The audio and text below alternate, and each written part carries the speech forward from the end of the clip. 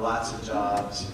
And I remember my friends and I were sitting around, we were talking about, okay, this company's offering this and this benefit, this company's offering this amount of money and these benefits, and how can we get this company to offer this money? And we were kind of playing this game of how do we get more? Because we were all products of the madmen of Madison Avenue that have been selling us, get as much as you can, consume all you can, more is better. I remember growing up on Saturday morning watching all the cartoons and all the stuff that was advertised us little kids, and begging my mom for the Lucky Charms because there was a special little toy in the bottom we could dig through and grab them. It was all about the stuff. And then a few years later, after I graduated from high school or from college, I went to work on Wall Street. And man, talk about a sea of materialism and greed. That's where they invented this stuff, I think. But they didn't really, because it had been around for a while, for thousands of years. But when I was on Wall Street, I remember we had these guys come in and help us, tell us how to work with our clients. And I remember them saying, tell your clients, if they don't fly first class, their kids will. Spend all their money and spend it all so that on their deathbed they write their last check, it'll bounce. We're just gluttonous. How much money do we need? More.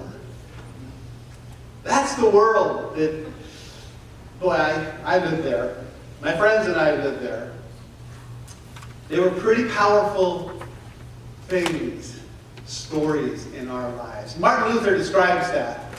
He says, if anything that becomes your focus and trust and place of devotion is an idol before God.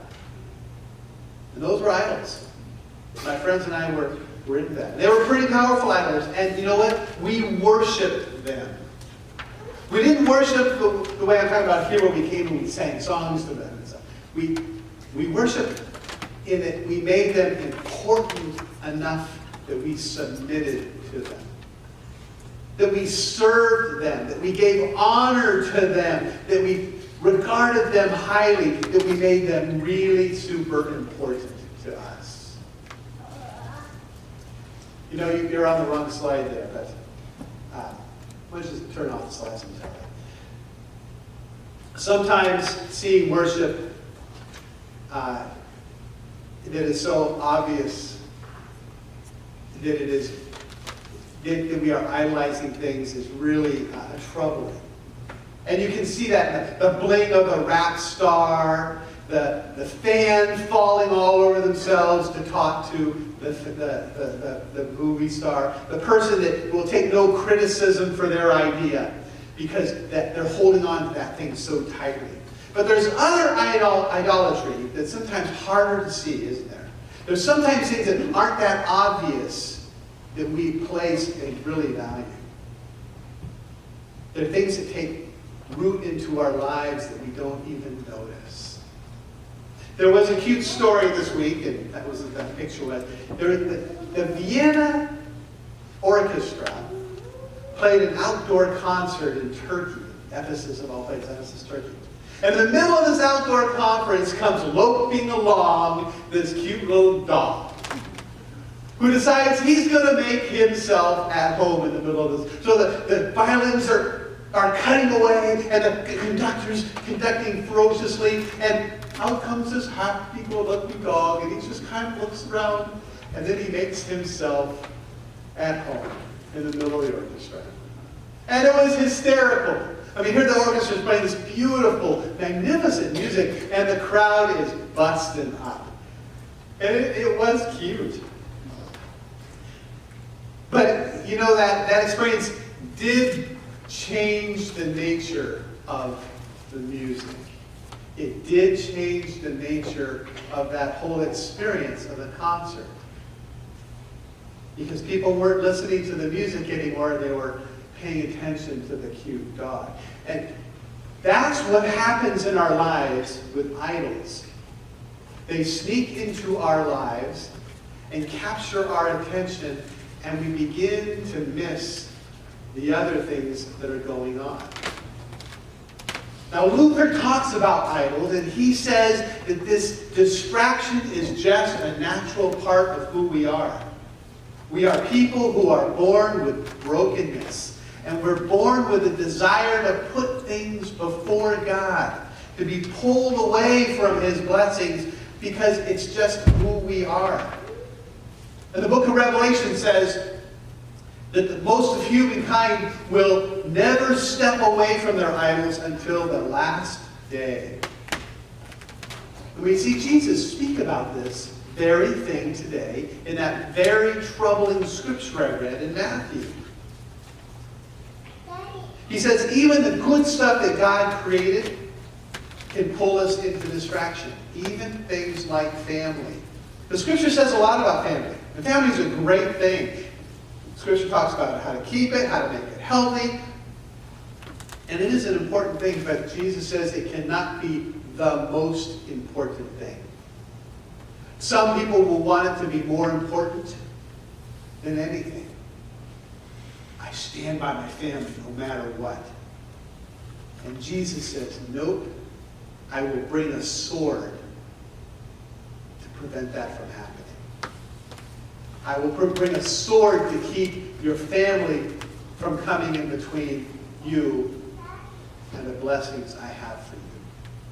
I have come to set a man against his father, and a daughter against her mother, a daughter-in-law against her mother-in-law, and a person's enemies will be those of his own household. Family is important, but if it sneaks into the concert and takes away your focus from the blessing of the music, it's not a blessing.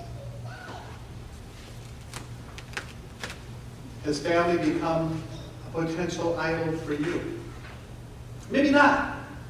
Maybe your idol, maybe you struggle with your faith. Your religious faith. Maybe that has become a bit of a challenge for you.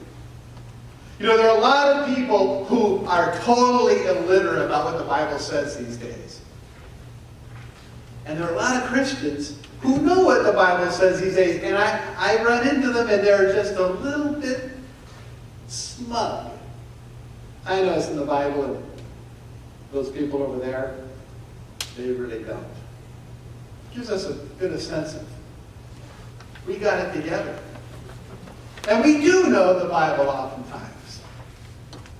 We may attend church every week. We may understand and worship and know all these ceremonies and songs and words. We may have been doing it since we were this tall. And that's great. But that's nowhere near enough. Because Jesus calls us to be disciples. And He gets to define what a disciple is. And a disciple is somebody who listens and then does. And there are a lot of Christians that know Christianity, that are Christians, but are not living it. And that becomes an idolization of our faith. And that religious identity, Satan loves. Satan loves the agnostic that won't hear anything. And he loves the Christian that hears it all and then does nothing. They both accomplish the same thing for him. Has your religious identity snuck into the concert and become a distraction for you? Maybe not. But chances are you struggled with this next one. Because this next one is the biggest idol. It's the one that probably is the most challenging. Well, it certainly is the most challenging to us, and that is you. Have you become your own idol? We are so caught up in our self-esteem, our pride, our need to get it right, and that stuff so often drives us. Dr. Michael Lockwood of New South Wales is a theologian who wrote, actually his name was Mike, and he was my next door neighbor at seminary. He was a great guy. That's Dr. Lockwood. Smart guy back then, he's still smart, he's still writing. He wrote a great book. He talked about idols. And he said, we no longer carve wood in idols. However, we do still make them. But our idols are no more than a projection of human hopes and proud aspirations. And therefore, they're no more powerful than the people who dream them up. They are no more strong than the people who made them. We make our own idols, and we create them around family, or our identity, or our behavior, our confidence, our own abilities, our pride, our good deeds, what we do to justify ourselves. And all these idols that we make are only as strong as the people who created them, probably ourselves. And left to our own devices, we see in Judges that people do what's right in their own eyes. And Isaiah says they need to turn away from their ways. Now, most of us will get up in the morning and say, today I'm going to make an idol of money. Or today I'm going to make an idol of my family. Or today I'm going to make an idol of me. But we do worship, we do serve, we do honor, we do regard so highly these unhealthy things, don't we? And they keep us from hearing that beautiful music that God has for us. See, God wants us to know family. But He wants us to know perfect family. Not the family that fights at Thanksgiving and has hurt feelings and has power plays, but the family that He creates for us. And the relationships He creates for us. And if we get those mixed up and we make our family more important than Him, He's coming in with a sword. He wants us to know religious behavior, not so we get all the ceremonies right, we stand and we sin and we sing the right words. Because then we're just Pharisees doing things right, but not doing the right things. And He comes in with a sword. He wants us to be filled with esteem, not self-esteem, which is fragile and limited, but from Him. So He wants us to let Him pour Himself into us instead of ourselves into us. Or He comes with a sword. See, anything that gets in front of His desire to bless us, He is going to challenge aggressively. And last month, I've been to the dermatologist 3 times. I've been to the dermatologist before, and I had a little surgery here and there. I came to the dermatologist, and oftentimes I'll just take a little medicine and put it here. This time he comes in and he came with this can of liquid nitrogen, which he wielded like a sword. And he starts pointing these little spots, and he sprays them, and that hurts.